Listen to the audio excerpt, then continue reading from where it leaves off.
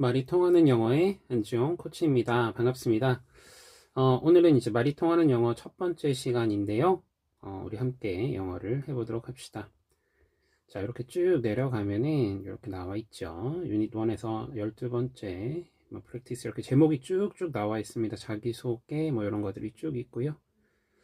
네. 자, 뭐 복잡한 서문 이런 거보다는 제가 영어에 대한 그 간단한 몇 가지 얘기를 하나 해드리겠습니다. 자, 첫 번째로 다루고 싶은 내용은요, 우리가 이제 영어를 하려고 하면 되게 어렵다고 느끼잖아요.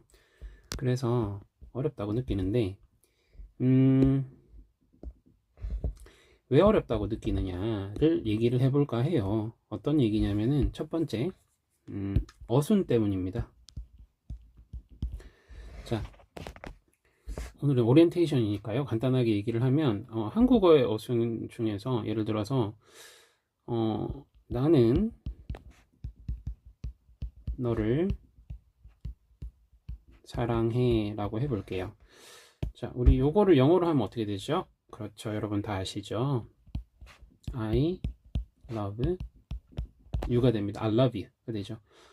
여기서 보면은 순서가 바뀐 거는 사실 너를과 사랑해 밖에 없습니다.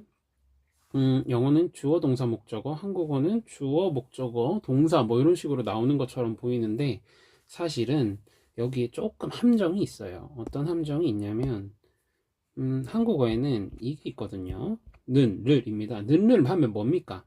혹시 국어 시간 예전에 열심히 해보셨던 분들은 아시겠지만 이게 뭐라 그러죠? 이거를 조사라 그러죠. 그래서 한국어에는 조사가 있어서 주어에는 은는이가가 붙고요. 목적어에는 을을이 붙습니다. 그래서 어순, 순서가 바뀌어도 주어와 목적어를 구분할 수가 있습니다. 어떻게 보면 한국어는 그 특별한 어순이 중요하지 않은 언어 중에 하나입니다. 영어보다 되게 복잡한 언어예요, 사실은 어떻게 보면은요.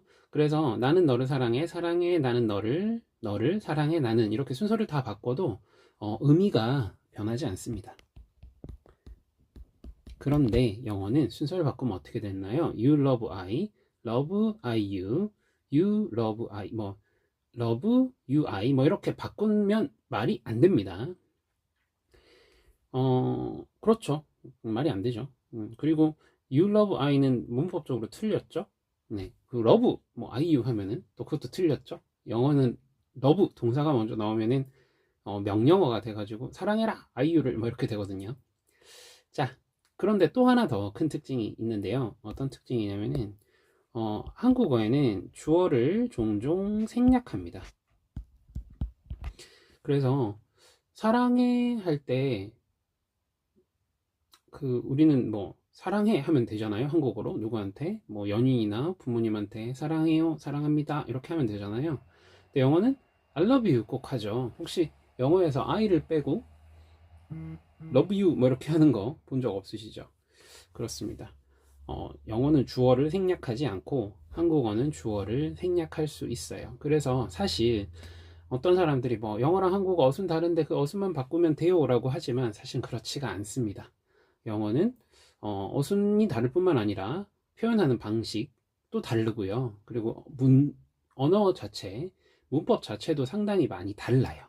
그래서 도대체 이걸 어떻게 해야 되느냐라고 물어보신다면 사실은 여러분 어느 언어가 복잡할까요? 막 주어, 동사, 목적어 순서를 막 바꿔도 되는 언어가 복잡할까요? 아니면 그거를 일관되게 쓰는 언어가 복잡할까요? 당연히 바꿔도 되는 언어가 복잡하겠죠? 그렇기 때문에 여러분 영어는 되게 단순한 언어이기 때문에 여러분 영어는요 순서대로 말을 하시면 돼요. 자, 근데 이 자유분방하고 어려운 한국어를 복잡한 한국어를 쓰시는 분들은 이게 쉽지가 않습니다. 우리는 막 편하게 이미 익숙해져 가지고 한국어대로 막 편하게 얘기를 하거든요. 근데 영어는 순서대로 말을 해야 되기 때문에 요거는 뭐가 필요할까요? 연습이 필요하고요, 반복이 필요합니다. 그리고 얘가 단순하기 때문에 무조건 주어 말하고 그 다음에 동사 말하고 이런 연습을 조금 하시면 되게 편해요, 생각보다. 자, 이게 안 되는 이유는 여러분이 이제 연습이 부족하기 때문에 그런 겁니다. 이해되셨죠? 그래서 영어를 얘기할 때 중요한 거는 이 어순을 자꾸 반복하는 게 필요해요. 이해하는 데는 그렇게 오래 시간이 안 걸릴 겁니다. 쓰시다 보면 뭐 그냥 이해가 됩니다. 네. 그리고 또 이제 우리가 영어를 어려워하는 두 번째 이유가 뭘까 생각을 해보면 이제 단어죠. 맞습니다. 뭐 단어는 어렵죠. 외워야 되는데 근데 이 단어를 우리가 한번 생각해 볼게요. 여러분 아무리 공부를 많이 한 사람이라도 어떤 영어 책을 읽는데 모르는 단어가 있을까요? 없을까요? 없을 것 같으세요? 여러분 혹시 한국어 책을 읽으면서 모르는 단어가 있었던 적 없으신가요? 있겠죠. 맞아요.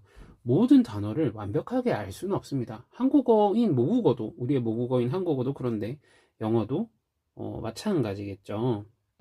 그래서 여러분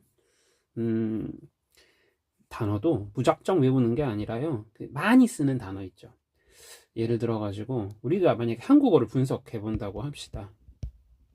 한국어를 분석해 보면 우리가 늘 쓰는 단어, 많이 쓰는 단어는 일정해요. 뭐 예를 들어 가지고 뭐 이건 예입니다. 어디까지나 우리가 쓰는 단어가 뭐 예를 들어서 한국어, 국어의 단어가 뭐 한 10만 개 있다고 합시다. 더 있어요. 10만 개 있다고 합시다.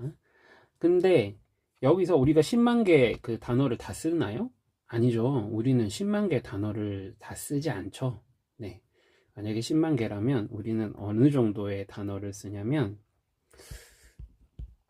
2만 개의 단어를 쓸 겁니다. 요거를 80대 20의 법칙 이렇게 해가지고 우리가 자주 쓰는 20%가 일상의 80%를 차지한다 뭐 이런 말이거든요. 이게 단어에도 먹혀요. 그래서 외국인들이 영어를 많이 쓰잖아요. 전문 용어 빼고 일상에서 많이 쓰는 단어는 학자들이 얘기하기로는 한 3,000 단어 정도 됩니다. 그래서 이 자주 쓰는 3,000 단어를 많이 연습을 하고 알고 계시면 우리가 하고 싶은 표현의 80% 정도는 할 수가 있습니다. 그 외 나머지 20%는 전문 용어라던가 특정 분야나 조금 뭐 어려운 단어겠죠. 아니면 좀 문학적이라던가 아니면 좀 비속어라던가 우리가 쓰는 일상에서 쓰는 그런 단어겠죠. 그래서 기본적인 단어 한 3,000 단어 정도를 여러분이 어순에 맞게 사용하실 수 있으면 영어를 충분히 소통을 하면서 쓸 수가 있습니다. 그래서 요 3,000 단어 적지 않죠? 많습니다. 뭐 어떤 사람은 뭐 100단어만 알면 뭐 영어가 퇴화가 된다는데 그거 말도 안 되는 소리고요. 3,000 단어 정도 알면은 그래도 우리가 하고 싶은 표현을 할 수가 있습니다.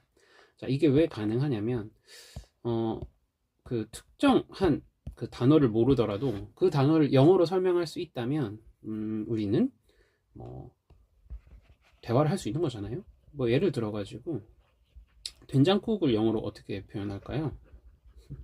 된장국은 사실은 된장국인데요. 그거를 뭐 코리안 뭐 소스, 스프 소스 뭐 이렇게 표현할 수도 있을 거고요. 뭐 그렇게 하면 되잖아요. 뭐 쉬운 단어로 표현해 가지고 얘기하면 됩니다. 뭐 예를 들어 가지고 장인어른이 영어로 뭘까요? 장인어른은 영어로 여러분 뭔가요? 잘 모르시겠죠? 장인어른은 영어로 father in law입니다. 법적으로 아버지. 자, 근데 이 단어를 몰라도 장인어른을 표현할 수 있습니다. 어떻게 할 수 있을까요? 네, my wife's father 이렇게 표현하면 됩니다.